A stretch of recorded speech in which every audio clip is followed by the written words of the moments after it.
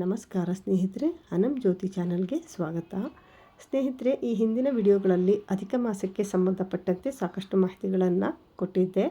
ಯಾವೆಲ್ಲ ದಾನಗಳನ್ನು ಕೊಡಬೇಕು, ಯಾವ ವ್ರತಗಳನ್ನು ಮಾಡಬೇಕು, ಹಾಗೆ ಯಾವ ಮಂತ್ರವನ್ನು ಈ ಮಾಸ ಪೂರ್ತಿ ಪಠಣೆಯನ್ನು ಮಾಡಬೇಕು ಎಲ್ಲವನ್ನು ಕೂಡ ತಿಳಿಸ್ಕೊಟ್ಟಿದ್ದೆ. ಇವತ್ತಿನ ಈ ವಿಡಿಯೋದಲ್ಲಿ ಈ ಅಧಿಕ ಮಾಸದಲ್ಲಿ ದಾನವನ್ನು ಕೊಡಲಿಕ್ಕೆ ಅತ್ಯಂತ ಶ್ರೇಷ್ಠವಾದಂಥ ದಿನಗಳು ಯಾವುದು ಅಂತ ತಿಳಿಸ್ಕೊಡ್ತಾ ಇದ್ದೀನಿ.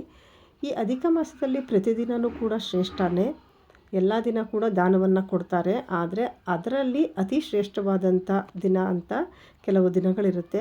ಆ ದಿವಸ ನೀವು ದಾನವನ್ನು ಕೊಡೋದ್ರಿಂದ ವಿಶೇಷವಾದಂಥ ಹೆಚ್ಚಿನ ಫಲ ಅನ್ನೋದು ನಿಮಗೆ ಸಿಗುತ್ತೆ.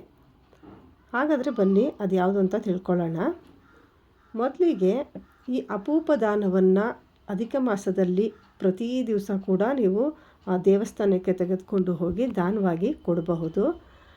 ಹಾಗೆ ಇನ್ನು ಉಳಿದಂಥ ಯಾವುದೇ ದಾನಗಳನ್ನು ಕೊಟ್ಟರೂ ಕೂಡ, ಅಥವಾ ಅಪೂಪ ದಾನವನ್ನು ವಿಶೇಷವಾಗಿ ಕೊಡ್ತೀನಿ ಅಂತ ಬಂದಾಗ ಶುಕ್ಲ ಪಕ್ಷದ ದ್ವಾದಶಿ ಅತ್ಯಂತ ಶ್ರೇಷ್ಠವಾಗಿರುತ್ತೆ. ಹಾಗೆ ಕೃಷ್ಣ ಪಕ್ಷದ ದ್ವಾದಶಿ, ಶುಕ್ಲ ಪಕ್ಷ ಹಾಗೆ ಕೃಷ್ಣ ಪಕ್ಷ ಎರಡರಲ್ಲೂ ಕೂಡ ದ್ವಾದಶಿ ಬರುತ್ತೆ. ಆ ಎರಡೂ ದ್ವಾದಶಿಗಳಲ್ಲೂ ಕೂಡ ದಾನವನ್ನು ಕೊಡೋಕ್ಕೆ ಅತ್ಯಂತ ಶ್ರೇಷ್ಠವಾಗಿರುತ್ತೆ. ಶುಕ್ಲ ಪಕ್ಷ ಅಂತ ಹೇಳಿದ್ರೆ ಇವಾಗ ನಡೀತಾ ಇರೋಂಥದ್ದು ಶುಕ್ಲ ಪಕ್ಷನೇ, ಅಂದರೆ ಅಮಾವಾಸ್ಯೆಯ ನಂತರದ ದಿವಸ ಪಾಡ್ಯಮಿ ಏನು ಬರುತ್ತೆ ಆ ದಿವಸದಿಂದ ಶುಕ್ಲ ಪಕ್ಷ ಅನ್ನೋದು ಪ್ರಾರಂಭ ಆದರೆ ಮುಂದಿನ ಹುಣ್ಣಿಮೆ ತನಕ ಶುಕ್ಲ ಪಕ್ಷ ಇರುತ್ತೆ.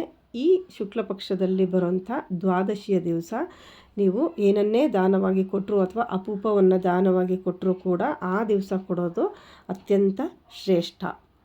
ಹಾಗೆ ನವಮಿ, ಶುಕ್ಲ ಪಕ್ಷದ ನವಮಿ, ಹಾಗೆ ಶುಕ್ಲ ಪಕ್ಷದ ಚತುರ್ದಶಿ, ಹಾಗೆ ಕೃಷ್ಣ ಪಕ್ಷದ ನವಮಿ, ಹಾಗೆ ಕೃಷ್ಣ ಪಕ್ಷದ ಚತುರ್ದಶಿ, ಈ ಎರಡೂ ದಿನಗಳಲ್ಲೂ ಕೂಡ ದಾನವನ್ನು ಕೊಡಲಿಕ್ಕೆ ತುಂಬಾ ಶ್ರೇಷ್ಠವಾದಂಥ ದಿನ ಆಗಿರುತ್ತೆ.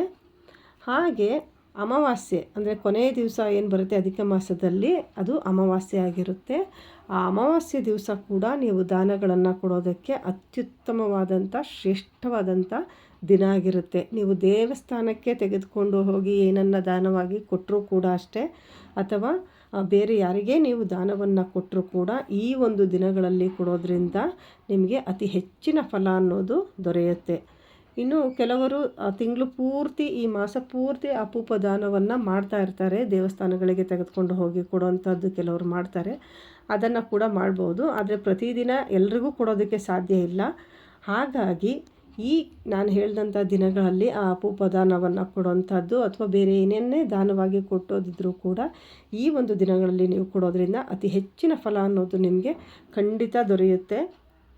ಅದರಲ್ಲೂ ಕೂಡ ನೀವು ರಾಯರ ಮಠಕ್ಕೆ ಅಪೂಪ ದಾನವನ್ನು ಮಾಡೋದು ತುಂಬಾ ಶ್ರೇಷ್ಠ. ಹಾಗೆ ವಿಷ್ಣುವಿನ ದೇವಸ್ಥಾನಕ್ಕೆ ಕೂಡ ನೀವು ದಾನವಾಗಿ ಕೊಡುವಂಥದ್ದು ತುಂಬಾ ಶ್ರೇಷ್ಠ. ಹಾಗೆ ಈ ಅಪೂಪವನ್ನು ದಾನವಾಗಿ ಕೊಡಬೇಕಾದ್ರೆ ಅದನ್ನು ಒಂದು ಹಿತ್ತಾಳೆಯ ತಟ್ಟೆನಲ್ಲಿ ಅದನ್ನು ಹಾಕ್ಕೊಂಡು ಜೊತೆಯಲ್ಲಿ 2 ನೀಲಾಂಜನ ದೀಪಗಳನ್ನು ಸೇರಿಸ್ಬಿಟ್ಟು ತಟ್ಟೆ ಸಮೇತವಾಗಿ ನೀವು ದಾನವಾಗಿ ಕೊಡುವಂಥದ್ದು ತುಂಬಾ ಶ್ರೇಷ್ಠ. ಹಾಗೆ ತಗೊಂಡೋಗಿ ಅದನ್ನು ಕೊಡೋದಕ್ಕೆ ಹೋಗಬೇಡಿ, ಒಂದು ತಟ್ಟೆನಲ್ಲಿ ಇಟ್ಬಿಟ್ಟು ಆ ತಟ್ಟೆ ಸಮೇತವಾಗಿ ನೀವು ಕೊಡಬೇಕಾಗತ್ತೆ. ಈ ರೀತಿಯಾಗಿ ನೀವು ದಾನಗಳನ್ನು ಕೊಟ್ಟಾಗ ಅದಕ್ಕೆ ವಿಶೇಷವಾದಂಥ ದುಪ್ಪಟ್ಟು ಫಲ ಅನ್ನೋದು ನಿಮಗೆ ಸಿಗುತ್ತೆ.